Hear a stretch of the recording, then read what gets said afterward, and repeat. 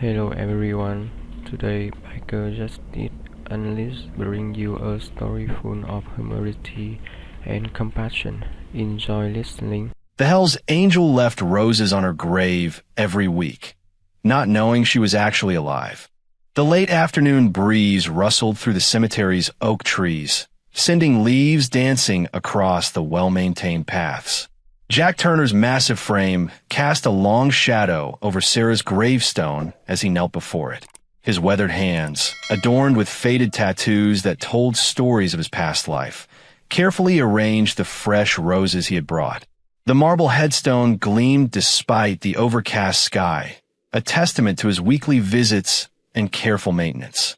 Jack's fingers traced the engraved letters of her name, feeling each curve and line as if trying to maintain a physical connection to her memory.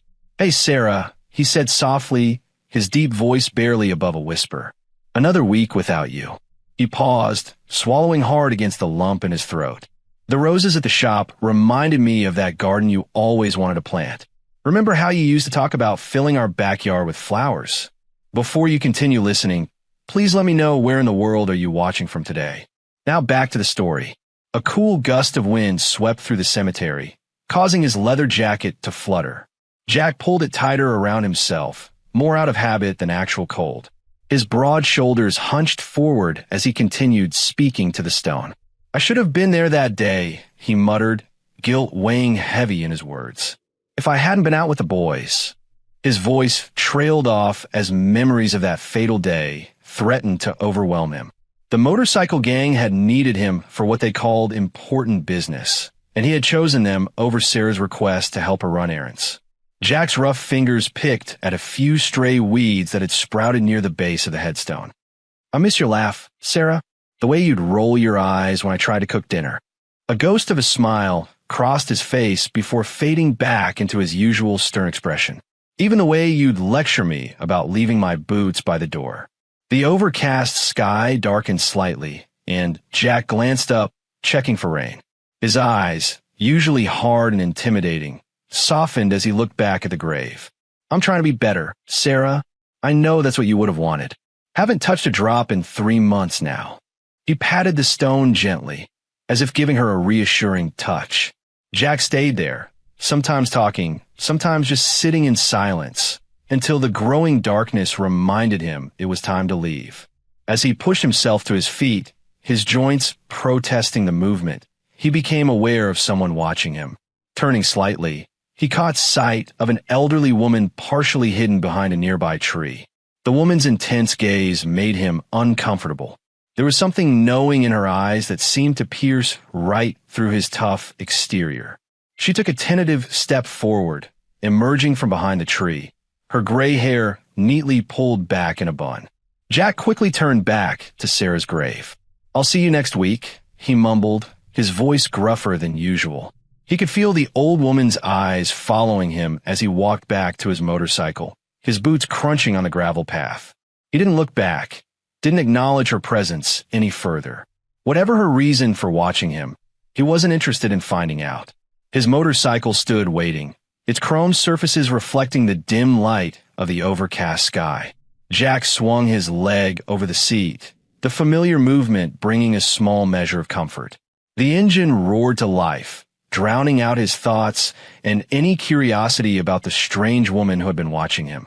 The following Wednesday arrived with unexpected sunshine, casting long shadows across the cemetery's winding paths. Jack's motorcycle rumbled through the iron gates, the familiar route to Sarah's grave now muscle memory after years of weekly visits. He carried fresh roses, their sweet scent mingling with the leather of his jacket and the lingering traces of motorcycle exhaust. As he approached Sarah's headstone, the sun caught the polished marble surface, making it gleam. Jack's heavy boots crushed the grass beneath him as he knelt, laying the roses in their usual spot. His large hands, gentler than their scarred appearance would suggest, arranged the flowers with practiced care. "Hey, sweetheart," he murmured, his voice rough with emotion. "Beautiful day, isn't it? The kind you used to love." He brushed away some fallen leaves from the base of the stone, his movements slow and deliberate. Remember how you dragged me out for walks on days like this? Said I needed the vitamin D. A small smile tugged at the corner of his mouth, but it didn't reach his eyes. The sound of distant footsteps caught his attention, but he didn't turn around. Instead, he continued his weekly ritual, bowing his head in a quiet prayer. The words were always the same, a simple plea for Sarah's peace and his own forgiveness. The weight of unsaid words and past regrets pressed down on his broad shoulders. When he opened his eyes, he noticed movement in his peripheral vision. That same elderly woman from last week stood several yards away, partially hidden behind a towering oak tree. This time, there was something purposeful about her presence.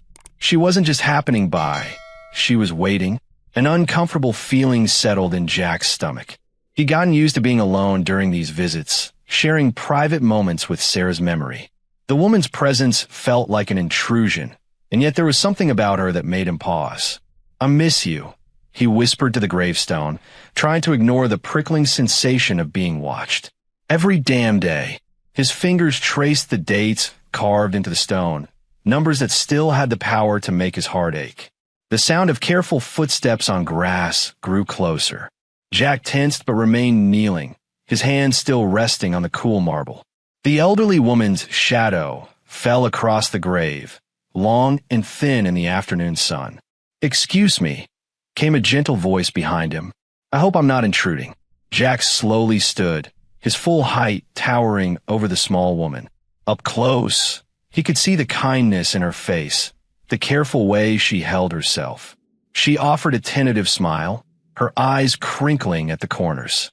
"I used to know Sarah," she said softly, her words causing Jack's heart to skip a beat. He studied her face, searching for any trace of recognition, any connection to his wife's past. But the years had taught him caution, and skepticism came naturally. "Did you?" he asked, his voice guarded. Before he could ask more, before he could demand proof or explanations, the woman turned and walked away. Her movements were unhurried but purposeful, leaving Jack standing by the grave, confusion and unease settling over him like an unwelcome blanket. He watched her retreating figure, questions burning in his throat.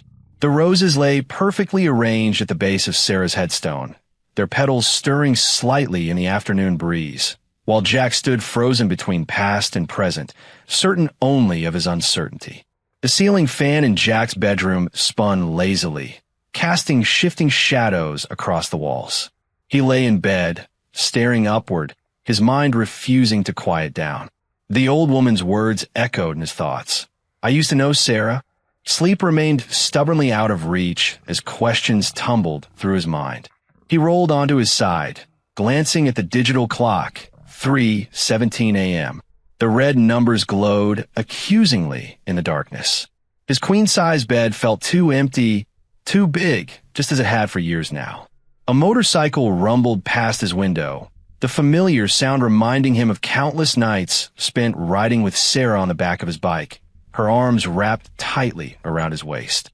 "This is ridiculous," he muttered, pushing himself up to sitting. His bare feet touched the cool hardwood floor as he made his way to the kitchen. The house was quiet except for the hum of the refrigerator and the distant sound of traffic. Jack poured himself a glass of water, his large hand making the glass look small. Standing by the kitchen window, he looked out at the street lamplit neighborhood. Who was this woman? How did she know Sarah? The questions kept circling in his mind like hungry wolves. Morning came slowly, painting the sky in shades of pink and orange. Jack hadn't slept more than an hour, but he felt oddly alert. He made a decision over his morning coffee. He wouldn't wait until next Wednesday. He needed answers now. The cemetery looked different in the early morning light.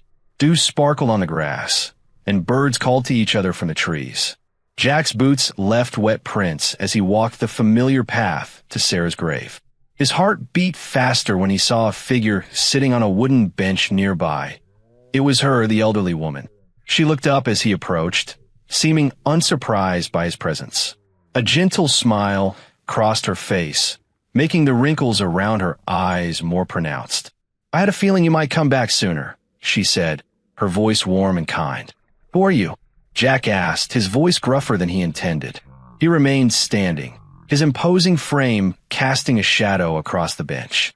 "My name is Edith Mallory," she replied, patting the empty space beside her. "Would you like to sit?" Jack hesitated before lowering himself onto the bench, which creaked under his weight.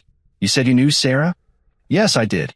Edith's hands were folded neatly in her lap, her silver hair catching the morning light. "In fact, I still do." Jack's breath caught in his throat. "What do you mean you still do?" Edith turned to face him, her expression serious but gentle. "I've seen her, Jack. Sarah is alive." The words hit him like a physical blow. He stood up abruptly, the bench rocking from the sudden movement. "That's impossible," he growled, his fists clenching at his sides. "I know how it sounds," Edith said calmly, "but I saw her just last month at the grocery store in Dash." "Stop it," Jack cut her off, his voice sharp with anger and pain. "Just stop it. Sarah died in that crash. I identified her body myself." The lie tasted bitter in his mouth. There had been a closed casket, but he pushed that thought away. "Jack, please listen, Dash." But he was already walking away, his long strides eating up the distance between them. His chest felt tight, and his thoughts were a chaotic mess. How dare this woman play with his grief like this? What kind of cruel game was she playing? He stormed past Sarah's grave, the roses from his last visit now wilted and brown. Behind him, Edith remained on the bench, watching his retreating figure with sad, knowing eyes. Jack's motorcycle roared into his driveway, the engine's rumble matching his troubled thoughts. He killed the ignition and sat there for a moment, letting the morning's strange encounter wash over him. The old woman's words had gotten under his skin more than he wanted to admit. He trudged up the walkway to his front door, fishing his keys from his jacket pocket. The house felt emptier than usual as he stepped inside, the silence pressing in around him. His boots echoed on the hardwood floors as he made his way to the kitchen, planning to drown his confusion in a cup of strong coffee. That's when he saw it. A plain white envelope sat on his kitchen counter, right next to the coffee maker. Jack froze. He lived alone, and he was certain it hadn't been there when he left. His heart began to pound as he approached it cautiously, years of gang life making him wary of unexpected deliveries. The envelope was addressed simply to Jack Turner, in neat handwriting. No return address, but the postmark showed it was from Millbrook, a town less than 30 miles away. With slightly trembling fingers, he picked it up, turning it over in his large hands. "This is crazy," he muttered to himself, but tore it open anyway. Inside was a single sheet of paper, folded neatly in thirds. As he unfolded it, his coffee forgotten, his eyes scanned the first lines. "Dear Jack, my name is Lily Wren. You don't know me, but I knew Sarah. There are things about her disappearance that you need to know. Things that might be hard to believe, but they're true." Jack sank heavily onto one of his kitchen chairs, the wood creaking under his weight. His eyes darted across the page, drinking in every word. "I understand this letter might come as a shock. I've debated sending it for years, but after recent events, I feel you deserve to know the truth. If you want to learn more, meet me at the Bluebird Cafe in Millbrook today at 2 p.m. I'll be wearing a blue scarf and sitting in the back booth." The paper shook slightly in his hands. First the old woman at the cemetery, and now this mysterious letter. It couldn't be coincidence. His mind raced with possibilities he'd forced himself not to consider for years. The closed casket at the funeral. The way some details about the accident had never quite added up. Jack checked his watch, 11:43 a.m. He had just enough time to make it to Millbrook. Part of him wanted to throw the letter away, to cling to the certainty of his grief rather than face whatever this woman might tell him. But a larger part, the part that still ached for Sarah every single day, needed to know. He stood up abruptly, his chair scraping against the floor. The letter crinkled in his grip as he folded it and shoved it into his jacket pocket. His heart was racing now, hope and fear warring in his chest. Whatever this Lily person had to say, he had to hear it. Jack grabbed his keys from where he'd dropped them on the counter. He patted his pocket, making sure the letter was secure, and headed for the door.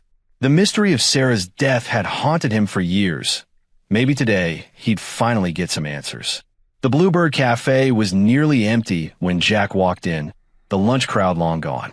A bell tinkled above the door, and the smell of coffee and fresh-baked pie filled the air. His eyes scanned the room, settling on a woman in the back booth. Just as the letter had promised, she wore a blue scarf around her neck. Jack's heavy boots thudded against the worn linoleum as he approached. The woman looked up, and something about her face tugged at his memory. He'd seen her somewhere before, but he couldn't place where. "Jack Turner," she asked, her voice soft but steady.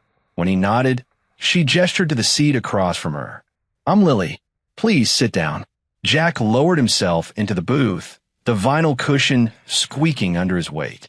A waitress appeared with a coffee pot, but Lily waved her away with a gentle smile. "I know this must be confusing," Lily began, her fingers playing with the edge of her scarf. "But everything I'm about to tell you is true." She paused, studying his face. "Sarah is alive, Jack." The words hit him like a physical blow. He gripped the edge of the table, his knuckles turning white. "That's impossible," he growled. "I was at her funeral." "The funeral was staged," Lily said quietly. "The accident was real, but Sarah survived. She's living in Millbrook now, under a different name. She goes by Emily." Jack's head spun. The cafe seemed to tilt around him, and he had to focus on breathing. "Why?" he managed to ask, his voice hoarse. "Why would she do that?" Lily's eyes filled with sympathy. "She was scared, Jack. After the accident, she was in the hospital for a week. She knew that if she went back."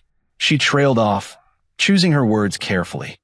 "The life you both led then, it wasn't safe for her anymore." Jack's mind flashed back to those days. The violence, the constant threat of rival gangs, the fear he'd seen in Sarah's eyes but had chosen to ignore. His throat tightened. "She couldn't tell you," Lily continued. "She knew you'd try to find her, and that would have put both of you in danger. So she made a choice, a terrible, painful choice, to disappear completely." "No." Jack shook his head. "No, I don't believe you. This is some kind of sick joke." Lily reached in her purse and pulled out an envelope. Her hands were steady as she slid it across the table. "I thought you might say that." With trembling fingers, Jack opened the envelope and pulled out a hospital discharge form. His eyes fixed on the date, exactly 1 week after Sarah's supposed death. The patient name read Sarah Turner, and there, at the bottom, was her signature. He'd recognized that delicate handwriting anywhere, the same handwriting that had left him countless love notes over their years together. The paper shook in his hands as reality crashed over him. Sarah was alive. All these years of grieving, of talking to an empty grave, of carrying the weight of her death, and she was alive, living just 30 miles away under a different name. Jack stared at the discharge letter, unable to look away from Sarah's signature. The cafe's ambient noise faded away, leaving only the sound of his own ragged breathing and the thundering of his heart. The afternoon sun cast long shadows across the hospital parking lot as Jack pulled up on his motorcycle. St. Mary's Medical Center looked exactly like it had 7 years ago when he'd rushed here after hearing about Sarah's accident. The memory made his hands shake as he switched off the engine. Inside, the hospital smelled of disinfectant and floor wax. Jack's boots squeaked against the polished tiles as he made his way to the front desk. An older nurse with graying hair looked up from her computer screen. "Can I help you?" she asked, taking in his appearance with careful eyes. Jack cleared his throat. "I need information about a patient from 7 years ago." "Sarah Turner." The nurse's brow furrowed. 7 years is a long time ago, sir, and we can't release patient information without proper authorization." "Please," Jack said, his voice softening. "I'm her husband." He pulled out his wallet and showed her an old photo of him and Sarah on their wedding day. Something in the nurse's expression changed as she studied the picture. "Wait a minute," she said. "I remember her case.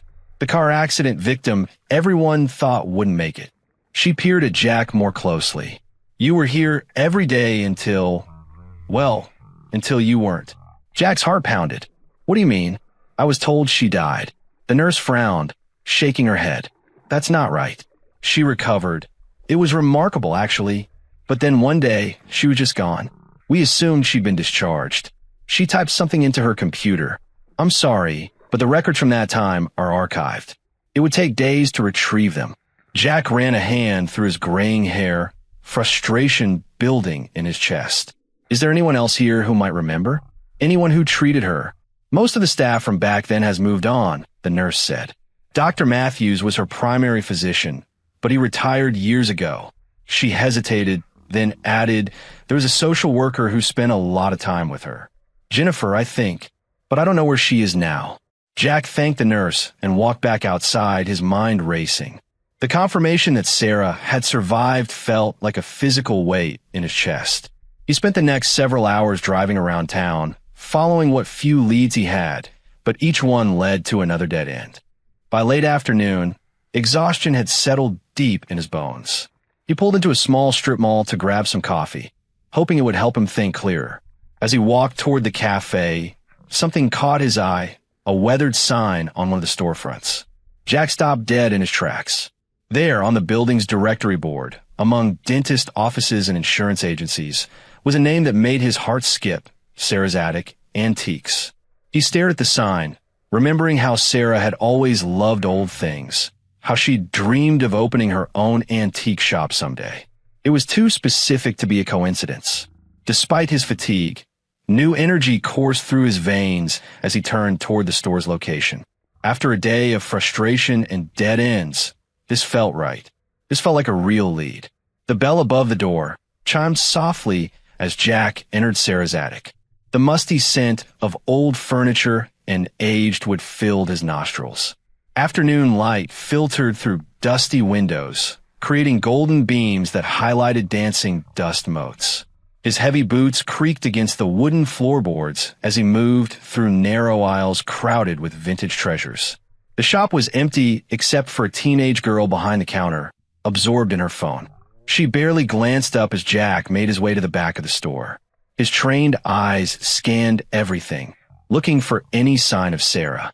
Old china sets, weathered books, and antique mirrors lined the shelves. Exactly the kind of thing Sarah had always loved.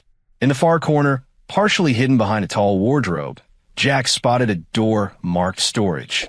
His heart quickened. Years of experience told him this was where he needed to look. He glanced at the distracted clerk and quietly slipped inside. The storage room was cramped and dimly lit. Cardboard boxes were stacked floor to ceiling, their contents marked in neat handwriting. Jack's hands trembled as he began his search, carefully opening boxes and rifling through their contents. Each item he touched could be a clue, a connection to Sarah. In the first box, he found vintage clothing, nothing significant. The second contained old magazines. But the third box made his breath catch. Inside were items he recognized. A crystal vase they'd received as a wedding gift, the small ceramic bird he'd given Sarah for their first anniversary, and photographs of them together, young and happy. She kept these, he whispered, his voice rough with emotion. His large, calloused fingers traced the edge of a photo where Sarah smiled at the camera, her eyes bright with joy. That was before everything went wrong, before the violence of his life had touched her. At the bottom of the box, beneath layers of tissue paper, Jack discovered a stack of envelopes, yellowed with age. His name was written on each one in Sarah's familiar handwriting. With shaking hands, he opened the first letter, dated just weeks after her supposed death. "My dearest Jack," he read silently, his heart pounding. "If you're reading this, you know I'm alive. I never wanted to deceive you, but I had no choice. The threats were getting worse. After that night, when they followed me home, I knew I couldn't stay. The accident gave me an opportunity one never expected, a chance to disappear." Jack's vision blurred as he continued reading. Sarah's words painted a picture of fear and desperation, of love mixed with terror. She wrote about the warning notes she'd received, the mysterious cars that had followed her, the whispered threats from people connected to his gang. He opened another letter, then another. Each one revealed more of Sarah's story.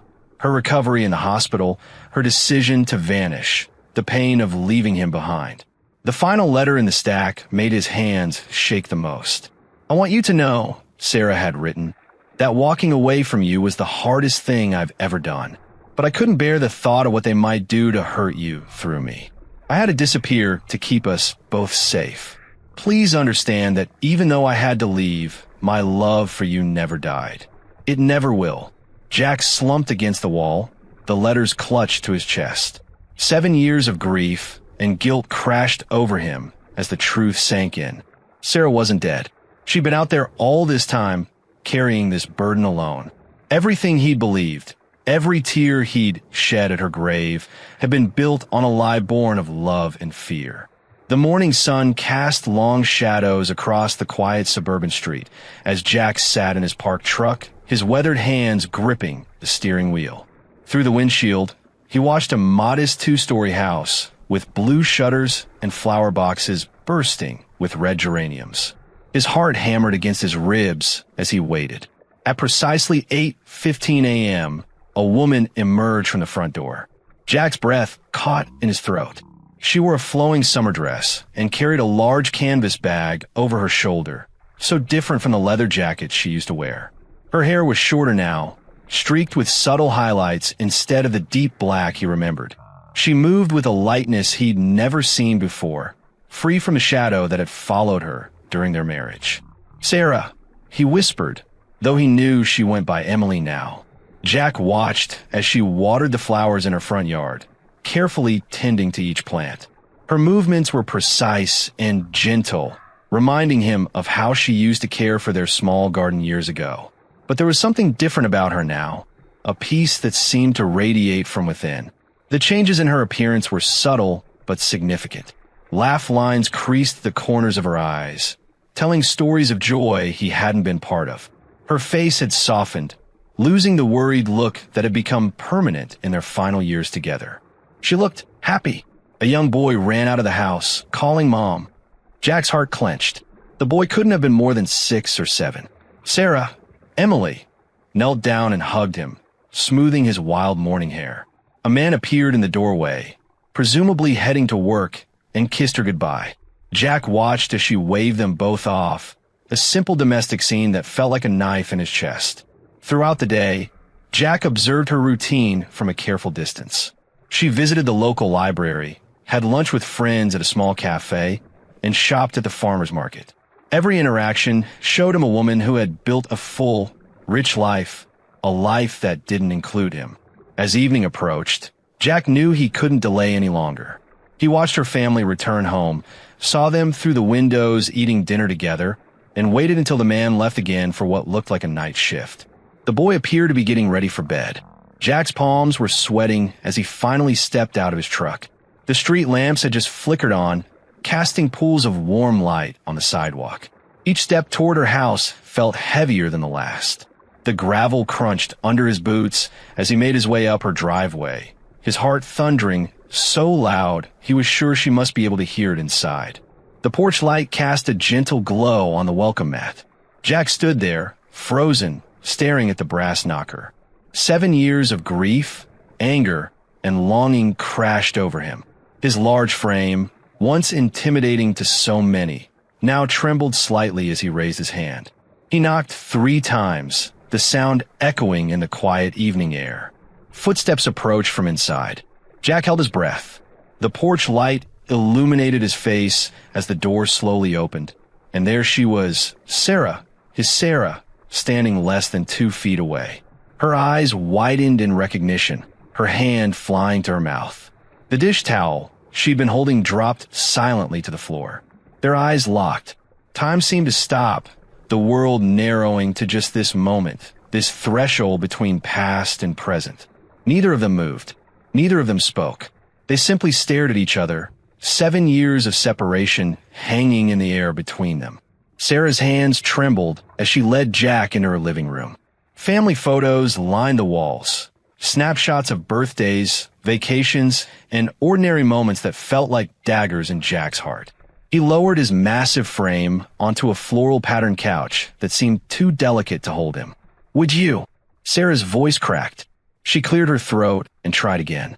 "Would you like some coffee?" Jack shook his head, his eyes never leaving her face. The silence stretched between them, heavy with unspoken words.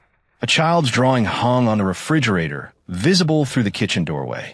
The signature read Tommy. Sarah perched on the edge of an armchair across from him, her fingers twisting a gold wedding band. different from the one he'd given her. The sight made his stomach clench. "I don't even know where to start," she whispered, looking down at her hands. "How about with why you're not dead?" Jack's voice came out harsher than he intended, causing Sarah to flinch. She took a deep breath. "The accident, it wasn't an accident. They were coming for me, Jack. The Diablos. They wanted revenge for what happened with Miguel." Jack's jaw tightened at the mention of his old rival gang's leader. "What are you talking about? They knew hurting me would destroy you. That night, they ran my car off the road." Sarah's voice shook. "I managed to get out before it went over the embankment. When I saw the car explode, I realized it was my chance. My only chance to disappear." Tears rolled down her cheeks as she continued. "A truck driver found me walking along the highway. He took me to a hospital 2 counties over. I gave them a fake name. While I was there, I overheard 2 men asking about me at the nurse's station. They had Diablo tattoos, Jack." Jack's hands clenched into fists. "You could have told me. I would have protected you."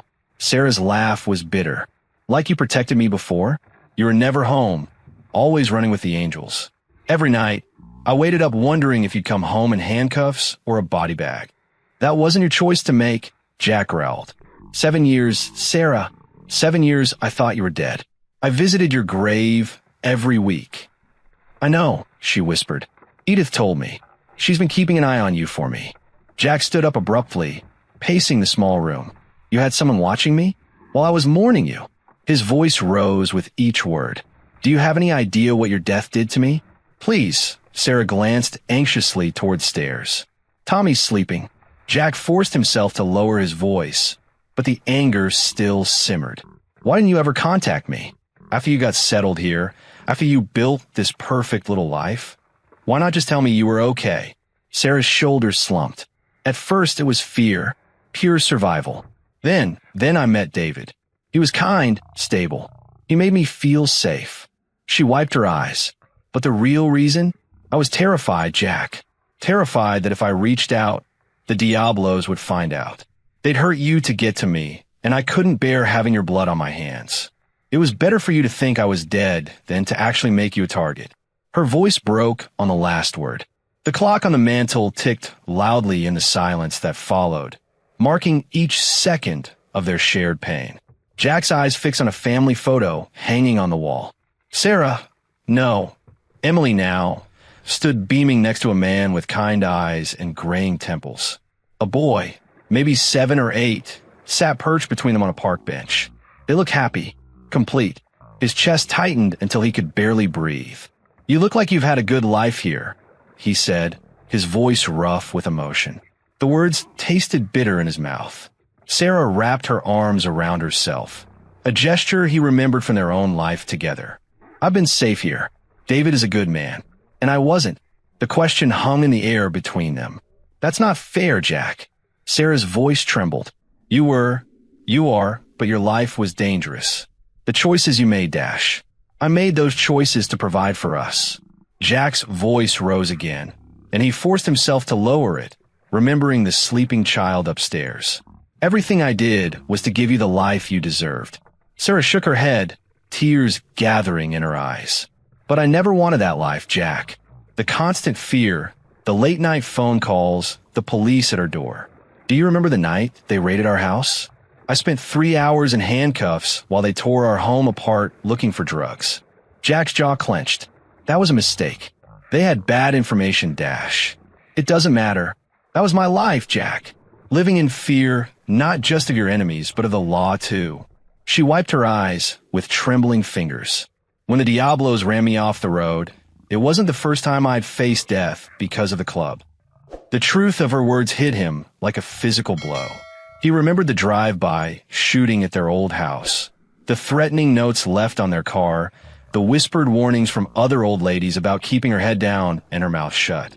"I grieve for you," he said, his voice breaking. "Every single day for 7 years, I've lived with the guilt of not being there when you needed me, of letting you die alone." Sarah stood up, taking a hesitant step toward him. "And I've lived with the guilt of letting you believe that. But Jack, look at yourself now. You're not running with the angels anymore, are you?" He shook his head slowly. "I couldn't. After I thought I lost you, I couldn't stomach that life anymore.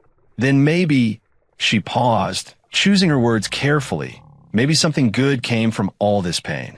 You're free from that life now. Jack sank back onto the couch, suddenly feeling every one of his years. Free? I've been a prisoner of my grief, Sarah. Every Sunday at your grave, talking to a headstone, begging for forgiveness. I'm so sorry, Sarah whispered, tears streaming down her face. I made the hardest choice of my life that night. I thought I was protecting us both. The Diablos would have killed you to get to me, and I couldn't let that happen. I couldn't be responsible for your death. Jack looked up at her, seeing both the woman he'd loved and this new person she'd become. His anger was still there, but underneath it, understanding began to take root. So what happens now? He asked quietly. Where do we go from here?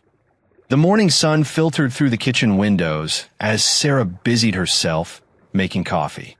Jack sat at her dining room table, feeling out of place among the cheerful yellow walls and children's artwork pinned to the refrigerator. His leather vest and tattoos seemed to clash with the peaceful suburban setting. David will be home soon with the kids, Sarah said, her hands trembling slightly as she set a steaming mug in front of him. They were at soccer practice. Jack wrapped his calloused hands around the mug, noting how different they looked against the delicate floral pattern. How much do they know? Nothing, Sarah admitted, sitting across from him. To them, I'm Emily Matthews. I've been Emily for so long now. Sometimes I forget I was ever Sarah. The sound of car doors slamming made them both jump. Sarah stood quickly, smoothing her hands over her shirt. Please, Jack, be gentle with them. The front door burst open, and a whirlwind of energy swept into the house. A young boy charged through the kitchen, soccer cleats leaving mud prints on the tile floor. Behind him, a girl about 12 years old walked more carefully, her eyes widening at the sight of Jack. Mom, the girl called out uncertainly. It's okay, Jenny, Sarah assured her. This is an old friend. David appeared in the doorway, his arms full of sports equipment. He was everything Jack wasn't, clean-cut, dressed in khakis and a polo shirt, with kind eyes and gentle hands. He set down the gear and extended his hand to Jack. David Matthews, he said warmly. Emily's told me you knew her before. Jack stood, towering over the other man, but David didn't flinch. Jack Turner, he replied, shaking David's hand firmly. The boy, who had been hovering near his sister, suddenly piped up. Is that a Harley-Davidson tattoo?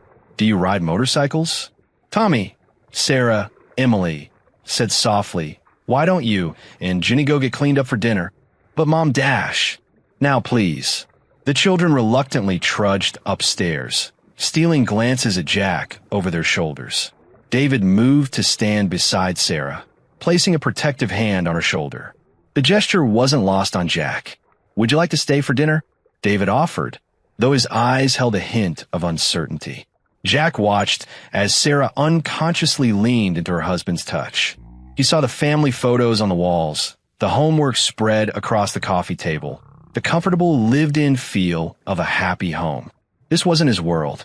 Sarah, Emily, had built something beautiful here, something he had no right to disrupt. I should go, he said quietly. Sarah walked him to the back door, stepping out onto the porch with him. Behind her, through the kitchen window, he could see David helping the kids set the table, their movements comfortable and familiar with each other. They seem like good kids, Jack said, his voice rough. They are, Sarah replied softly. They're my whole world now. Jack stood in the backyard, taking in the sight of the garden swing set, the basketball hoop, the carefully tended flower beds. Everything about this place spoke of peace and stability, things he'd never been able to give Sarah. The screen door opened, and David called out, Emily, honey, the pasta's ready. Sarah turned toward her husband's voice, then looked back at Jack with tears in her eyes. Her new family gathered behind her on the porch, a united front, while Jack stood alone in the growing evening shadows. Jack sat on the edge of the creaky motel bed, his leather jacket draped over a worn chair. The small TV flickered with home video footage playing from his phone, connected through a cheap adapter he'd bought at the gas station. The dim light cast shadows across his weathered face as he watched scenes from a happier time. On the screen, Sarah twirled in their backyard, her sundress floating around her as she laughed. Her dark hair caught the sunlight, and her smile, that brilliant, carefree smile, lit up her entire face. Jack's throat tightened as he heard his own voice from behind the camera. "Show me those moves again, beautiful." Sarah's recorded voice rang out clear and sweet. "Only if you put that camera down and dance with me." The footage shook as past Jack set the camera on a table, its view slightly tilted but still capturing the moment as he stepped in a frame. His younger self swept Sarah into his arms, both of them laughing as they swayed to music only they could hear. Jack reached for the bottle of water on the nightstand, ignoring the whiskey he'd bought earlier. He wouldn't drink tonight. He needed to think clearly to understand what had happened to that couple in the video. He played another clip. Their anniversary dinner at the local steakhouse, Sarah pretending to be annoyed at being filmed but unable to hide her smile. Then their last Christmas together, Sarah wearing the silver necklace he'd saved up for months to buy her. Each memory felt like a punch to the gut. The cheap motel clock ticked away the hours as Jack immersed himself in the past. Outside, occasional cars swooshed past on the wet road, their headlights briefly illuminating the room through thin curtains. He played clip after clip, watching their life together unfold on the small screen. Around 3 in the morning, he found a video he'd forgotten about. Sarah was in their garden, planting flowers. She looked up at the camera, soil smudged on her cheek. "What are you doing, Jack?" "Documenting my wife's green thumb. These flowers better survive." Sarah laughed, shaking her head. "They will if you let them grow at their own pace. You can't rush them, you know. Sometimes you just have to." She gestured with her dirty gardening gloves. "Let them be free to become what they're meant to be." Jack paused the video, Sarah's words echoing in his mind. He stood up and walked to the window, pushing aside the curtain to look at the dark parking lot below. His reflection stared back at him. Older now, harder, but still carrying the same love for Sarah he'd always had. The night slowly gave way to dawn, painting the sky in soft pinks and purples. As the first rays of sunlight crept over the horizon, Jack felt something shift inside him. Sarah's words about the flowers rang true about love too. You couldn't force it, couldn't contain it, couldn't make it be what you wanted it to be. He thought about Sarah, Emily now, in her yellow kitchen with her children's artwork and her loving husband. She had grown into something new, something beautiful, just like those garden flowers. And just like the flowers, she needed the freedom to bloom where she had been planted. Jack switched off the TV, the room suddenly quiet except for the hum of the air conditioner. He understood now. Real love wasn't about possession or ownership. It wasn't about what he wanted or needed. True love meant wanting happiness for the other person, even if that happiness didn't include you. Jack found Lily at the same cafe where they'd first met. She sat by the window, stirring her tea with measured movements. Sunlight streamed through the glass, catching the silver in her hair. When she saw Jack approach, her eyes softened with understanding. "You look different," she said as he slid into the chair across from her. "More at peace." Jack nodded, his hands clasped around a steaming cup of black coffee. "I spent all night watching old videos of Sarah and me." His voice was quiet but steady, remembering who we were, who she was. Lily waited patiently as Jack gathered his thoughts. A waitress passed by, refilling their cups without a word. "I realized something," Jack continued, watching the steam rise from his coffee. "All these years, I've been holding on to guilt, blaming myself for not protecting her, for driving her away. But Sarah, Emily, she made her choice. She found her peace." His large hands tightened around the cup. "And now I need to find mine." "That's quite a revelation," Lily said softly.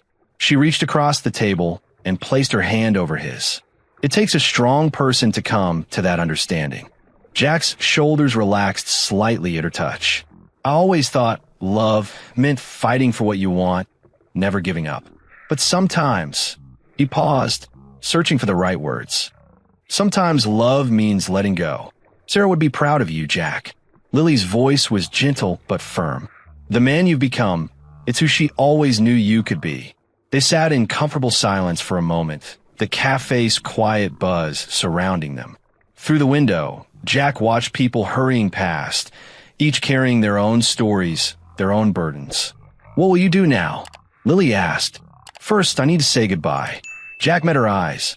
"Really goodbye this time. Not to the Sarah I thought died, but to the life we had together. The memories we made." Lily nodded, understanding in her eyes. "And after that," Jack managed a small smile. "I start living again. No more weekly visits to an empty grave. No more holding on to ghosts." Rising from his chair, Jack reached for his wallet, but Lily waved him off. "This one's on me," she said. "Consider it a graduation present. You're graduating from your past." Jack's throat tightened with emotion. "Thank you, Lily, for everything." He left the cafe and rode his motorcycle to the cemetery one last time. The familiar path felt different now, lighter somehow. The roses in his hand were yellow this time. Not for mourning, but for new beginnings. At Sarah's grave, Jack knelt down and carefully arranged the flowers. The marble headstone gleamed in the afternoon sun, the dates etched into it now seeming less like an ending and more like a chapter break. "Hello, Sarah," he said, his voice clear and strong. "I understand now. Why you left. Why you had to start over." He touched the cool stone gently. "You gave me so much love, taught me what it means to care about someone more than yourself. I'm grateful for every moment we had together." Jack stood, brushing grass from his knees. The weight that had lived in his chest for so many years began to lift, like morning mist burning away in sunlight. He took one last look at the headstone, at the yellow roses bright against the green grass. "Thank you," he whispered, "for everything." The autumn sun warmed Jack's back as he measured a wooden beam, pencil marks precise against the lumber. His construction site hummed with activity, the steady rhythm of hammers, the whine of power saws, and the occasional shout between workers. Turner Construction might be small, but they were building a solid reputation in town. Jack stepped back to check his measurements again. His tattooed arms, once symbols of his gang life, now bore honest work sweat and sawdust. He'd traded his leather vest for a tool belt, and somehow, it felt more natural than he'd ever expected. "Hey, boss." Miguel, his foreman, called from across the site. "The permit inspector's here." Jack nodded, wiping his hands on his jeans before greeting the inspector. 3 years ago, he would have intimidated anyone questioning his work. Now, he walked through the site with pride, pointing out the extra safety measures they'd implemented. During lunch break, Jack sat on a stack of plywood, sharing sandwiches with his crew. They were working on a community center, exactly the kind of place he would have avoided in his previous life. Now, he found satisfaction in creating spaces that brought people together.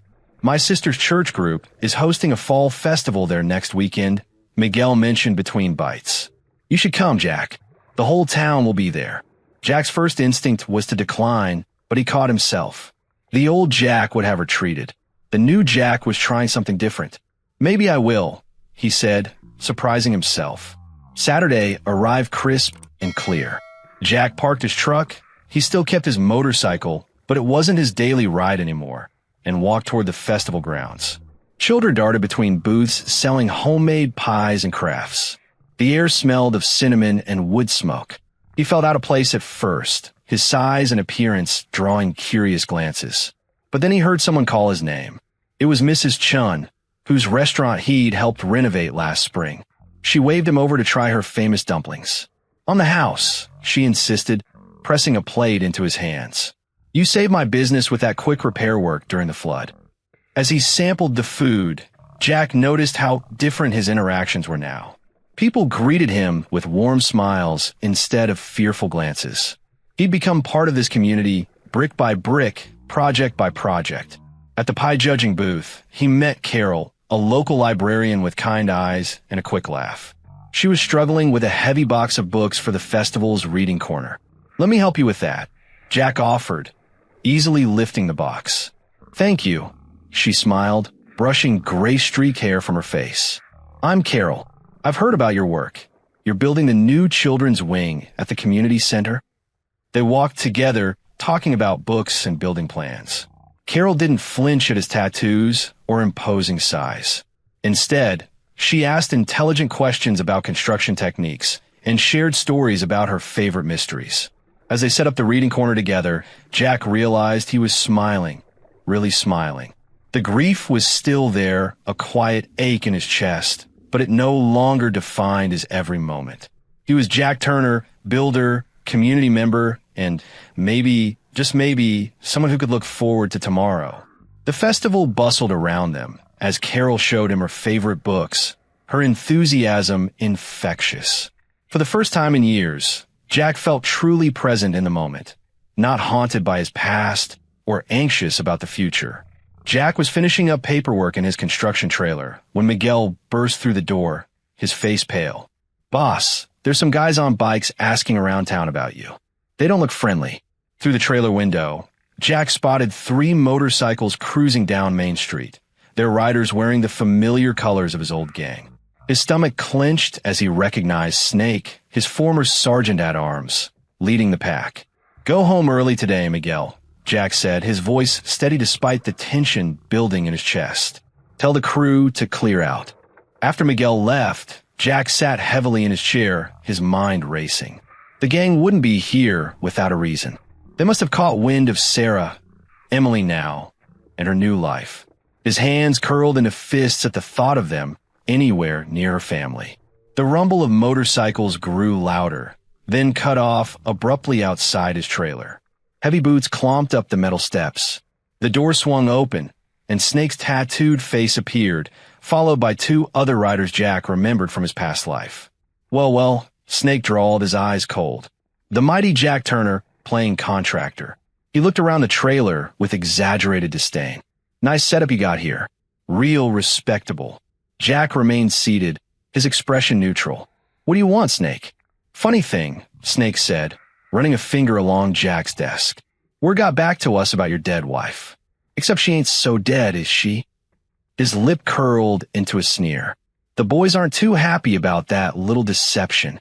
Jack's pulse quickened, but he kept his voice level. "That was a long time ago. It's got nothing to do with the club anymore." Snake leaned forward, planting both hands on Jack's desk. "Everything's got to do with the club. You know that. We got a reputation to maintain. Can't have people thinking they can just walk away from us." "Leave her alone," Jack said, rising slowly to his full height. "She's got a new life now. A family." Snake's laugh was ugly. "A family? How sweet. Maybe we should pay them a visit. Let them know about their mommy's interesting past." Jack moved faster than anyone expected. In one fluid motion, he grabbed Snake's jacket and slammed him against the trailer wall. The other 2 riders reached for their weapons, but Jack's voice stopped them cold. "Listen carefully," he growled, his face inches from Snake's. "I'm not that man anymore, but I remember how to be him." He tightened his grip. "If any of you go near her or her family, if you so much as breathe in their direction, I'll show you exactly why they used to call me the Bear." Snake's eyes widened slightly at the mention of Jack's old nickname. Everyone in the club knew the stories. "You're threatening your brothers?" Snake managed to say, "You stopped being my brothers the day you turned the club into something worse than what we fought against." Jack released him with a shove. "This is your only warning. Leave town. Forget about Sarah. Forget about me." Snake straightened his jacket, trying to maintain his dignity. For a moment, the old violence crackled in the air between them. Then Snake's eyes met Jack's steady gaze, and something in them shifted, recognition, perhaps, of the immovable force before him. "You're making a mistake, Turner," Snake said, but there was uncertainty in his voice now. "No," Jack replied firmly. "For the first time in years, I'm doing exactly what's right." Snake and his 2 companions circled Jack like wolves, their boots scuffing against the trailer's metal floor. The confined space made them look bigger, more menacing, but Jack didn't back down. Years of guilt and grief had made him stronger than any physical intimidation could break. "The club needs you back, Turner," Snake said, his voice dropping to a persuasive whisper. "Things ain't been the same since you left. We're offering you a chance to come home." Jack shook his head, a sad smile playing at the corners of his mouth. "That's not my home anymore. Hasn't been for a long time." The shorter of Snake's companions, a man they called Razor, stepped forward. "Maybe you need some convincing." His hand drifted toward his jacket pocket. We got ways of changing minds. I remember those ways, Jack said quietly. His voice carried the weight of countless memories, none of them pleasant. That's exactly why I'm saying no. Snake's face darkened. You don't say no to the club, Turner. Nobody walks away. I already did, Jack replied, and I'm still standing. The tension in the trailer crackled like electricity before a storm. Jack could see the violence building in Snake's eyes, the familiar twitch in Razor's fingers. The third man, a newcomer Jack didn't recognize, shifted nervously by the door. You're making this harder than it needs to be, Snake growled. Either you come back willingly or what? Jack interrupted, his voice steady. You'll beat me up? Kill me? That's the problem with the club now, Snake. Violence is all you know. Jack reached slowly into his desk drawer. Snake and his men tensed, but instead of a weapon, Jack pulled out an old photograph. It showed a younger version of himself with Snake and other club members gathered around a collection of toys they'd bought for a children's hospital. Remember this? Jack asked, sliding the photo across his desk. Remember when we actually helped people? When being brothers meant something more than just breaking heads? Snake glanced at the photo, and for a moment, his tough exterior cracked. A flicker of recognition, maybe even regret, crossed his face. Those days are gone, Snake muttered, but his voice lacked conviction. They don't have to be, Jack said. He pulled out his phone and held it up. I've got Detective Martinez on speed dial. You remember him? He's been building a case against the club for months. All those things you've been doing, the ones that made me leave, he knows about them. The newcomer by the door shifted uncomfortably. Razor's hand dropped away from his jacket. You wouldn't, Snake said, but uncertainty had crept into his voice. I would, Jack replied firmly. Unless you leave town now and forget about Sarah. Forget about me. Go back to the club and tell them I'm dead for all I care, but leave us alone. Snake stared at Jack for a long moment, measuring the truth in his words. Finally, he nodded slightly. You've changed, Turner, he said, backing toward the door. Yeah, Jack agreed. I have. After they left, Jack waited until he heard their motorcycles roar to life and fade into the distance. Then he picked up his phone and dialed. Martinez? It's Jack, Turner. Remember that favor you owe me? I need you to put some heat on the Angels. Make sure they stay away from here. He paused, listening. Yeah, I've got names, dates, locations. Everything you need. After hanging up, Jack looked at the old photograph one last time before dropping in the trash. He grabbed his jacket and walked out of the trailer, leaving the last remnants of his old life behind. The afternoon sun cast long shadows across Sarah's kitchen as she prepared dinner, humming softly to herself. The sound of her phone ringing made her pause, knife hovering over a half-chopped carrot. Her breath caught when she saw Jack's name on the screen. Hello, she answered, her voice barely above a whisper. Sarah. Jack's deep voice came through clear and steady. I need to tell you something. You might want to sit down. She pulled out a kitchen chair, her legs suddenly weak. What's wrong? The Angels came looking for me today, he said. Snake and his crew. They wanted me back in the club. Sarah's free hand gripped the edge of the table, her knuckles turning white. The old fear, the one that had driven her to fake her own death, came rushing back. Did they find out about me? They knew something was up, Jack admitted. But I handled it. They won't be bothering us anymore. What did you do? Her voice trembled, memories of violence and retribution flooding her mind. Nothing like what you're thinking, Jack assured her. I made a deal with a detective I know. The Angels have bigger problems now than tracking down old members. Sarah closed her eyes, relief washing over her like a warm wave. Thank you, Jack, for protecting us, for protecting them. She glanced toward the living room, where her children's laughter drifted in from their afternoon cartoons. I couldn't let them hurt you again, Jack said softly. Not after everything. Tears welled up in Sarah's eyes. I'm sorry I left the way I did. I was so scared. I know, Jack interrupted gently. I understand now. You did what you had to do. A comfortable silence settled between them, filled with years of unspoken words and shared memories. Are you happy? Jack asked finally. With your new life? Sarah wiped her eyes with the back of her hand. Yes, she whispered. I am. Good. The warmth in his voice was genuine. That's all I needed to know. Jack, Sarah said quickly, before he could hang up. Thank you. For understanding. For letting go. Be well, Sarah, he replied softly, and the line went dead. Sarah sat at her kitchen table for a long moment, the afternoon sun warming her face through the window. The sound of her children playing, the smell of dinner cooking, the simple peace of her new life. It all felt more precious than ever. Later that day, Jack stood before Sarah's grave, the setting sun painting the cemetery in shades of gold and purple.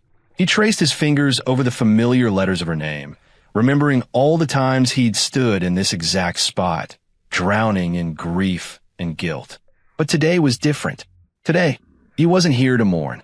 I finally understand, he said quietly, why you did what you did. And I want you to know, the real you, wherever you are, that it's okay. You're safe now. You're happy. That's all that matters. He placed a single rose on the headstone one last time. The weight of the past years, the burden of his grief and anger, seemed to lift from his shoulders with each word. Goodbye, Sarah, he whispered, his voice strong and clear in the evening air. Be well. The morning sun streamed through the windows of Jack's newly rented office space. The smell of fresh paint and sawdust filled the air as he arranged his desk, placing a small potted plant by the window, a touch of life in the industrial setting. His phone buzzed constantly with messages from clients, each one a reminder of how far he'd come from his days with the Angels. Turner Construction, he answered, his voice carrying a warmth that would have surprised his old associates. On the other end, Mrs. Peterson, one of his regular clients, gushed about the beautiful deck he'd built for her last month. She wanted to recommend him to her sister in the next town over. I appreciate that, Mrs. Peterson, Jack said, smiling as he jotted down the referral information. His calendar was filling up nicely, 3 months of steady work ahead. It wasn't just the physical labor that kept him going, it was the satisfaction of creating something lasting, something good. Later that afternoon, Jack visited a job site where his small crew was finishing up a renovation project. 2 young men, both trying to turn their lives around after rough starts, worked diligently under his guidance. He saw himself in them. The person he used to be, searching for a better path. Looking good, Tommy, Jack called out to the younger of the two, who was carefully installing trim work. Make sure those corners are tight. Tommy beamed at the praise, his face lighting up. Thanks, boss. Been practicing those miter cuts like you showed me. As Jack walked through the site, checking measurements and offering advice, he felt a deep sense of purpose. Each project wasn't just about building structures. It was about building trust, building relationships, building a new life brick by brick. Back at his office, Jack reviewed the books. The numbers were solid, showing steady growth month after month. His finger traced down the column of figures, and he allowed himself a moment of pride. This was honest work, earned through sweat and skill rather than intimidation and fear. The local hardware store owner, Bill, stopped by with some samples of new eco-friendly building materials. Thought you might be interested in these for the Anderson project, he said, laying out the brochures. They're asking for green options. Jack picked up one of the samples, turning it over in his calloused hands. This could work, he nodded. Send me the specs. As the day wound down, Jack found an invitation in his mail, a community fundraiser for the local youth center. He usually avoided such gatherings, but something made him pause this time. Perhaps it was time to fully embrace his place in this community. The evening of the fundraiser arrived, and Jack found himself in the community center's garden, surrounded by strings of twinkling lights and the gentle murmur of conversation. He felt oddly at peace among the crowd, no longer the outsider he once was. Well, if it isn't the man himself, a familiar voice called out. Jack turned to see Edith approaching, her eyes twinkling with the same knowing look she'd had in the cemetery all those months ago.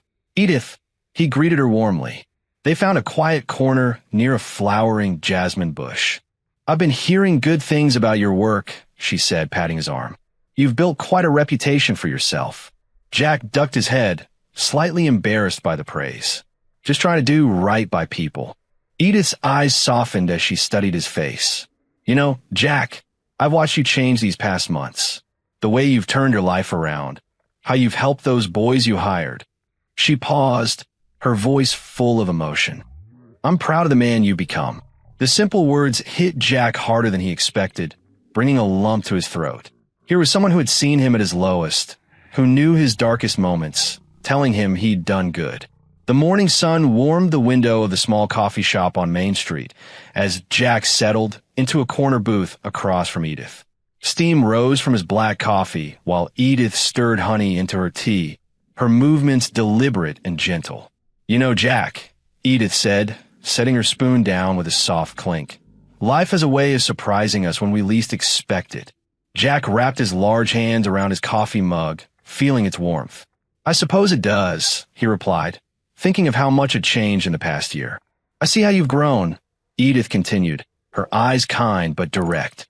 "You're not the same man who used to visit that cemetery every week. You found peace with your past." Jack nodded slowly, remembering the weight he'd carried for so long.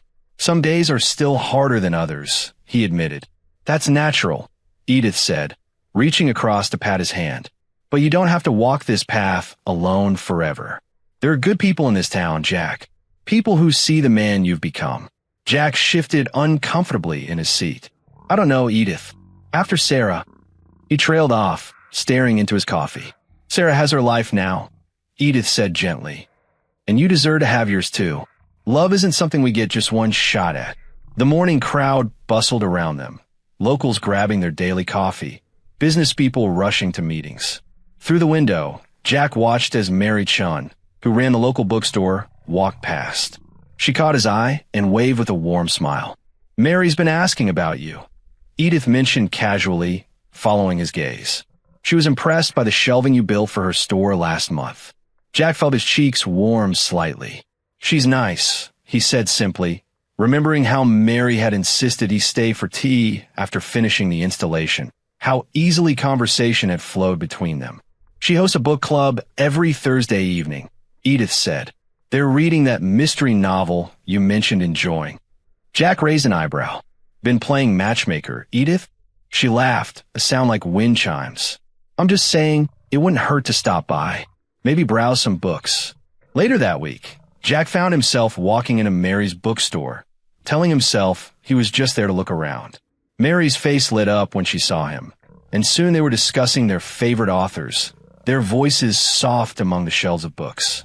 As days passed, Jack began spending more time at the bookstore. Sometimes he'd bring coffee for Mary during slow afternoon hours. Other times, he'd help her reorganize heavy boxes of new arrivals. Their conversations grew longer, more personal. Mary never pushed, never rushed. She seemed to understand his need for space, for time. When their hands accidentally touched over a shared book, she didn't pull away, but she didn't press forward either. She just smiled, her eyes holding a patience that made something in Jack's chest loosen, just a little. During one quiet evening, as they sat in comfortable silence reading their respective books, Jack realized he felt at peace. The weight of his past hadn't disappeared, but it had shifted, making room for something new to grow. Mary looked up from her book and caught his eye, offering that gentle smile he'd come to look forward to. And for the first time in years, Jack allowed himself to smile back without reservation. Jack's construction truck rumbled into his driveway late one afternoon, dust coating its red paint from a day at the work site. He noticed the mail stuffed in his box, mostly bills and advertisements, but among them was a pale blue envelope that made his heart skip a beat. He recognized Sarah's careful handwriting immediately. Inside his kitchen, he set his tool belt on the counter and sank into a wooden chair. The envelope felt light in his weathered hands, but its weight on his heart was immense. Taking a deep breath, he carefully opened it. The paper inside held Sarah's familiar script, though it wavered more than he remembered. Small water spots dotted the page. Tears, he realized, that had fallen as she wrote. "Dear Jack," the letter began. "I've started this letter 100 times, trying to find the right words. How do you thank someone for loving you so completely? How do you explain that even though that love still exists, life has led us down different paths?" Jack's throat tightened as he continued reading. Sarah wrote about their shared memories, Their first dance at their wedding, Sunday morning breakfast, the small moments that had made up their life together. But she also wrote about her new family, about the children who called her mom, about the peaceful life she'd built. "I want you to know," she wrote, "that my love for you never died. It changed, evolved, but it remained. When I saw you again after all these years, I saw the good man I always knew you could become. You protected us, even after everything. That's the Jack I always believed in." His coffee grew cold on the table as he read on. The late afternoon sun cast long shadows across his kitchen floor, and somewhere outside, a bird sang its evening song. "I've chosen to stay with my family," Sarah continued. "They need me, and I need them. We've built something beautiful here, something I can't walk away from. I hope you understand. I think, deep down, you already do. You've grown so much, Jack. You're not the angry young man I left behind. You've found peace, and that's all I ever wanted for you." Jack wiped his eyes with the back of his hand, remembering the man he used to be, the fury, the fear, the constant need to prove himself. She was right. That man was gone. "I'll always love you," Sarah's letter concluded. "You'll always be part of my story, part of who I am. But we both need to keep walking our separate paths now. Be happy, Jack. You deserve it." Jack sat quietly for a long moment, letting the words settle in his heart. Then he reached for a pen and paper from the drawer. His handwriting wasn't as neat as Sarah's, but his words flowed easily. He wrote about forgiveness, about understanding, about the beauty of their shared past and the necessity of moving forward. He told her about his construction business, about finding peace in honest work. He mentioned the bookstore and Mary, though he kept those details brief. "What we had was real," he wrote. "I'll always cherish those memories. But you're right. We both need to move forward. I want you to be happy, Sarah. You deserve your peace as much as I deserve mine." As he signed his name, Jack felt something shift inside him. Not the sharp pain of loss, but the gentle ache of acceptance. He sealed the letter, knowing this would be their last correspondence. It was time for both of them to fully embrace their separate lives. The autumn breeze rustled through the park's maple trees, sending red and gold leaves dancing around Jack's feet. He sat on his favorite bench, the one overlooking the children's playground. His calloused hands, marked by years of construction work, rested on his knees as he watched families enjoying the crisp afternoon. A sense of contentment washed over him, something he hadn't felt in years. His construction business was doing well, with 3 new projects lined up for the coming month. The community had embraced him, no longer seeing the intimidating former Hell's Angel, but rather the reliable contractor who built sturdy decks and restored old houses with careful attention. Mary had left a coffee cup on his truck's dashboard that morning, a small gesture that made him smile. Their relationship was growing slowly, naturally, like a flower finding its way toward the sun. She didn't try to replace Sarah in his heart. Instead, she carved her own space there, patient and understanding. 2 kids zoomed past on their bikes, their laughter carrying on the wind. Jack remembered how he used to dream about having children with Sarah. Those dreams had haunted him for years after her death, but now they were just memories, no longer weighted with grief and regret. He pulled Sarah's letter from his jacket pocket, reading it one last time. The paper had grown soft from multiple readings, but he needed this final moment with her words. Each line reminded him of their journey, not just their life together, but the path that led them apart and, ultimately, to peace. Standing up, Jack knew what he had to do. He drove to the local flower shop, where Clara, the elderly owner, already had his usual order ready, a dozen red roses. But this time, he asked for just one. Clara raised an eyebrow, but didn't comment as she wrapped the single stem in simple brown paper. The cemetery looked different now. The iron gates no longer felt like they were leading him into a place of sorrow.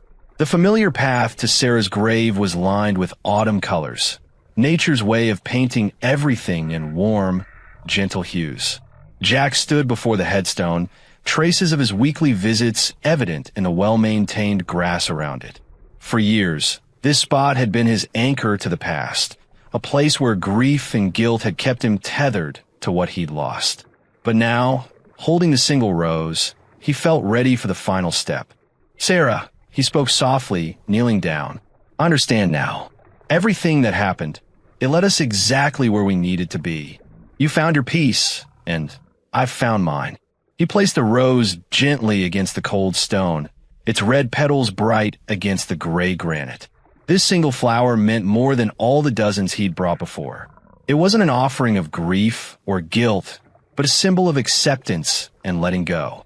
"Thank you," he whispered, standing up straight, "for everything we shared and everything we learned from letting go." The setting sun cast long shadows across the cemetery as Jack turned away from the grave. He didn't look back. He didn't need to. The weight of mourning lifted from his shoulders with each step, replaced by the lightness of moving forward. The morning sun warmed Jack's face as he waited outside Mary's small yellow house. He shifted his weight from one foot to another, feeling strangely nervous. The leather jacket he'd worn for so many years now hung in his closet, replaced by a soft flannel shirt that Mary had once said brought out the kindness in his eyes. Mary stepped out onto her porch, her silver-streaked hair catching the light. She wore jeans and a comfortable sweater, perfect for their planned day at the farmer's market. Her smile, warm and genuine, made the corners of her eyes crinkle. "You're early," she said, reaching for her keys. "First time for everything," Jack replied, his deep voice soft with affection. They walked side by side through the market stalls, their shoulders occasionally brushing. Mary stopped to smell fresh herbs, closing her eyes as she inhaled the fragrant basil. Jack watched her, noticing how natural it felt to share these simple moments. "Try this," Mary said, offering him a piece of fresh apple from a local vendor. Their fingers touched as he took it, and neither pulled away too quickly. The apple was crisp and sweet, just like the autumn day around them. "Good?" she asked. "Perfect," he said, and they both knew he wasn't just talking about the apple. They spent hours wandering through the market, collecting fresh vegetables and homemade bread. Mary taught him how to pick the ripest tomatoes, and he showed her which food truck made the best tacos. She didn't flinch at his tattoos or ask about his past. Instead, she listened when he talked about his construction projects and shared stories about her work as a librarian. After the market, they walked to the park, carrying their purchases and a cup of coffee each. Children played on the swings while their parents watched from nearby benches. A golden retriever chased a frisbee across the grass. "I used to avoid places like this," Jack admitted, settling onto a bench beside Mary. "Too many happy families. It hurt to watch what I thought I'd lost forever." Mary's hand found his, her touch gentle but sure. "And now," Jack paused, looking at their joined hands. "Now it feels right to be here, to be part of it all again." They shared a sandwich from the market, feeding bits of crust to the brave sparrows that hopped close to their feet. Mary told him about the book club she ran at the library, and Jack found himself agreeing to attend the next meeting. As the afternoon light softened, they walked along the river path. Jack noticed how Mary's presence didn't demand anything from him. She didn't try to fix him or change him. She simply walked beside him, sharing the quiet moments between conversations. Near a bend in the river, they stopped to watch a family of ducks glide past. Mary leaned slightly against his arm, and Jack felt something shift inside him, like the last piece of a puzzle finally sliding into place. "Thank you for today," he said, his voice rough with emotion. Mary squeezed his hand. "For what?" "We just spent a day at the market. For showing me that simple things can be enough, that they can be everything." A warm breeze ruffled Mary's hair, and Jack felt his heart expand with possibilities. The weight of his past no longer pressed down on his shoulders. Instead, he felt light, ready to embrace whatever came next. In Mary's company, he discovered that love could be as simple as sharing an apple or walking hand in hand on an autumn afternoon. Jack sat in his truck outside the library, watching as Mary sorted through returned books at the front desk. Her silver-streaked hair caught the afternoon light streaming through the windows, and her gentle smile as she helped the young reader warmed something deep inside him. 3 months had passed since their first day at the farmer's market. Each week brought new discoveries about her, about himself, about the way life could surprise you when you least expected it. He stepped into the library, the familiar scent of books and wood polish greeting him. Mary looked up, her face brightening. "Just give me 5 minutes to finish up here." Jack nodded, settling into a nearby chair. He watched as she moved with purpose, shelving the last few books. Her movements were graceful, unhurried. She treated each book with care, just as she treated the people around her. "Ready," she said, gathering her purse. "Where are we headed today?" "Thought we might try that new Italian place downtown," Jack replied, holding the door for her. "Unless you had something else in mind?" Mary's eyes twinkled. "Italian sounds perfect, though I have to warn you, I'm terrible with spaghetti. Always manage to splash sauce somewhere." Jack chuckled, a deep rumble that came easier these days. "I'll make sure to request extra napkins." At the restaurant, they settled into a cozy booth. Jack noticed how naturally they fell into conversation, sharing stories about their day. Mary told him about a particularly challenging book club discussion, and he shared updates about his latest construction project. The homeowner wanted the entire kitchen redone, he explained, breaking off a piece of garlic bread. "But when we pulled up the old flooring, we found some water damage that needed fixing first." Mary listened intently, asking questions that showed genuine interest. It was different from his past relationships. There was no pressure, no expectations, just two people getting to know each other at their own pace. After dinner, they decided to walk through Riverside Park. The evening was mild, with a gentle breeze carrying the scent of blooming jasmine. String lights twinkled in the trees along the pathway, creating a soft, magical atmosphere. "Did you ever think you'd be here?"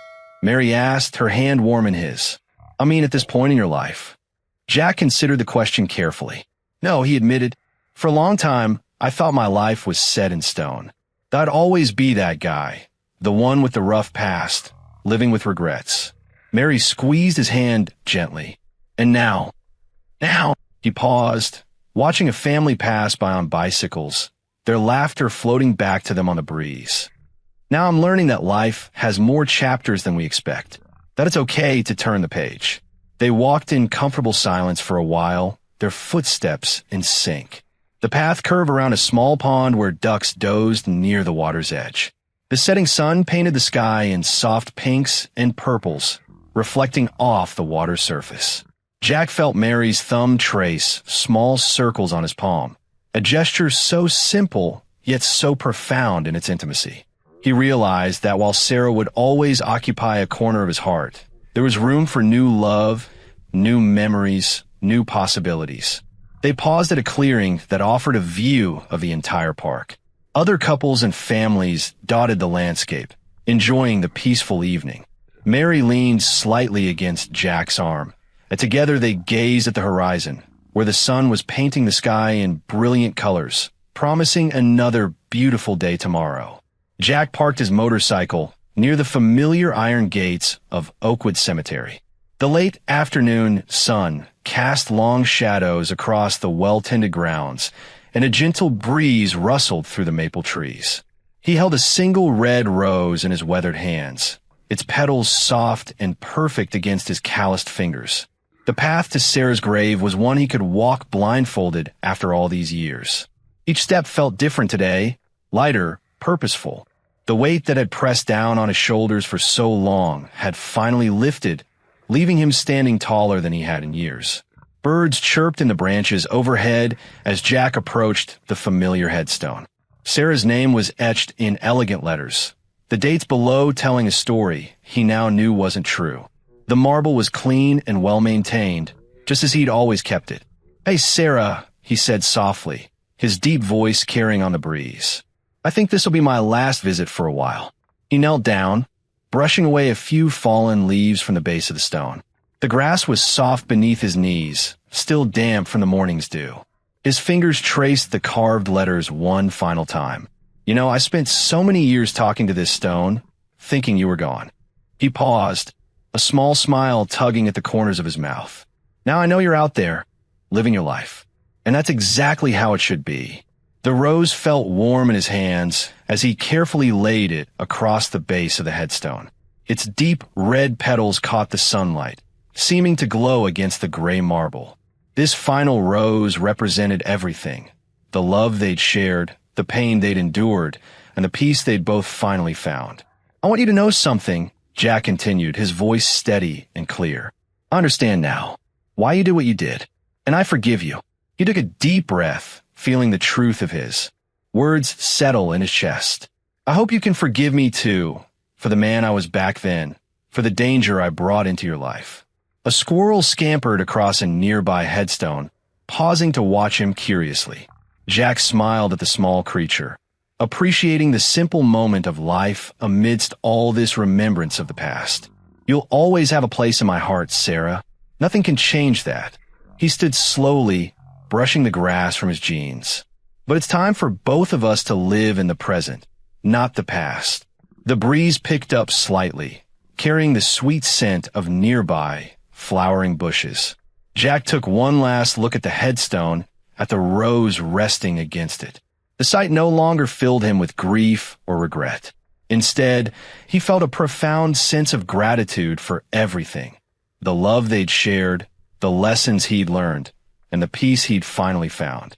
With a gentle nod, Jack turned away from the grave. His boots crunched softly on the gravel path as he walked back toward the cemetery entrance. The setting sun painted the sky in brilliant oranges and pinks, casting a warm glow across the peaceful grounds. Each step took him further from his past and closer to his future. His heart felt light in his chest, free from the burden of guilt and grief that had weighed him down for so long. The man walking away from Sarah's grave was different from the one who had first visited it all those years ago, stronger, wiser, and finally at peace. I hope you like this story. Please share what's your favorite part of the story and where in the world you are watching from. Have a wonderful day,